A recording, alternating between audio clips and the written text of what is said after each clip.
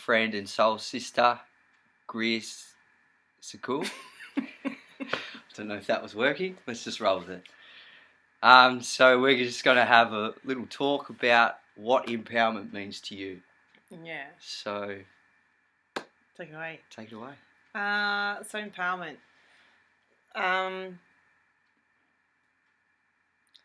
I think what's important with empowerment is that it's there's a difference. Well, even on the word power. So a few years ago, when I was doing my coaching training, I was looking at becoming powerful and strong, and I've never actually liked those words because they felt really kind of egotistical. And whereas now I kind of a power and a real power is actually the strongest thing that exists, but it's subtle. It comes from deep within the subtle body, and I think that people can be very powerful in their lives without having external success. And there's a difference between success and success as society deems successful. Yeah. And then someone who's actually living in their power, which often means negating what society is generally looking at what's good, and So if we think of someone who's powerful in this society, we often think of the CEO or someone who's making the politicians or someone making really big decisions, as opposed to someone who is really literally living within the power of themselves and the life force that was in them, and the person who's walking along, taking their morning walk, embodying, consciously aware of the life force within them. To me, that's the powerful person.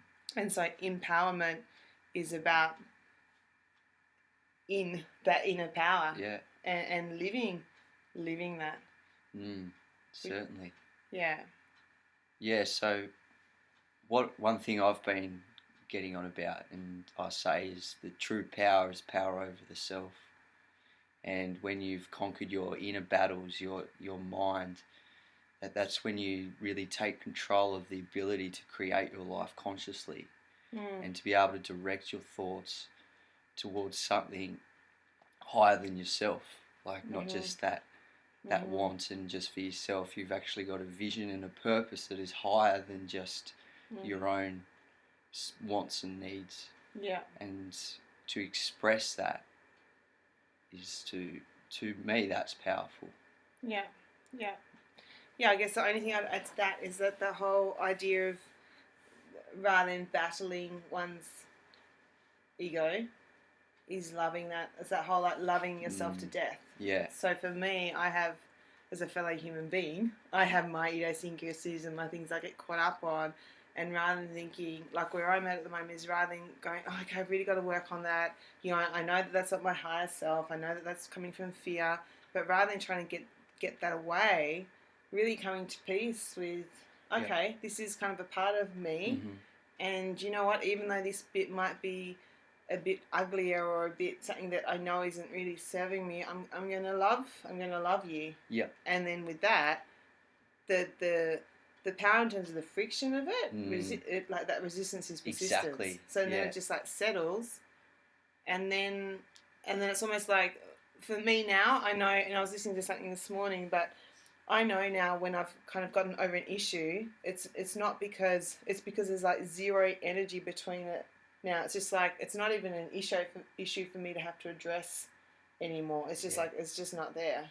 And to me, that's kind of the it's a bit different from empowered, I guess. But you're right, when those things are kind of when we're not caught up in the mind and in that mental chatter, I've got to get over it, and we just kind of rise above that. That's when that stuff, it just doesn't touch us anymore. And that's when we can live. I think the other thing about being someone who's really empowered, they're living from the inside out, and it's not that external, internal projection. And with that, with the beauty of being the source of one's own power, is that, we might catch up today and you might say something and, it's like, but because, you're often really mean to me because this is who you are. Yeah.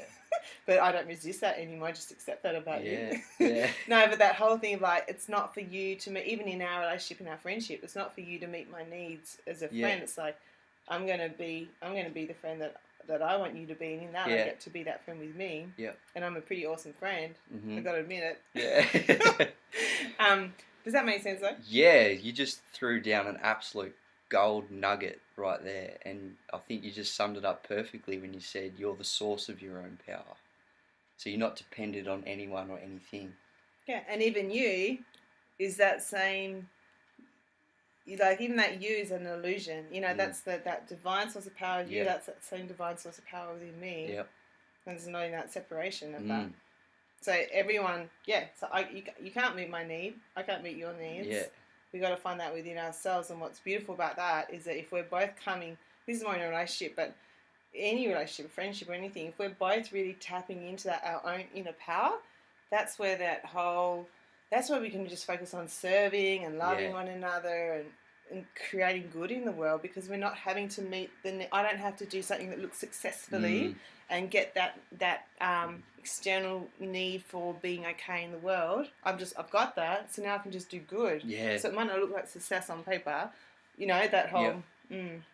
Wow. I'm pretty profound. Yeah. Yeah. Just but I'm humble as well. Yeah. And that's important. Yeah, that was fantastic. Yeah, so empowerment, tapping into that inner power that we all have, that, and sort of transcending the ego to tap into that power. Would you agree with that? Is that sort of what you're saying? Yeah. And yeah, it's the transcension, and it's also the settling back into what we really are. So it's not even having to get up and to rise above. It's just like, Yeah. And one thing, when you first sort of go on this spiritual path, I certainly found that, and certainly saw in others, that they see ego as bad. Whereas if you make peace with it and use it wisely, don't let it overrule you. Yeah. And it can be a great manifestation tool. Yeah. And that's what I believe the ego is. It's what you use down in these lower dimensions where we manifest in the physical. It's our tool to navigate this dimension. Yeah. And obviously the source of who we are comes from the higher dimensions. That's our awareness, it's our soul. But yeah, why resist? Yeah. You know, what you are down here. Yeah, and even being conscious that we have an ego, the consciousness that I'm not actually really Greer. That's the story that I've been told. And even all the things that I like, that's all a story.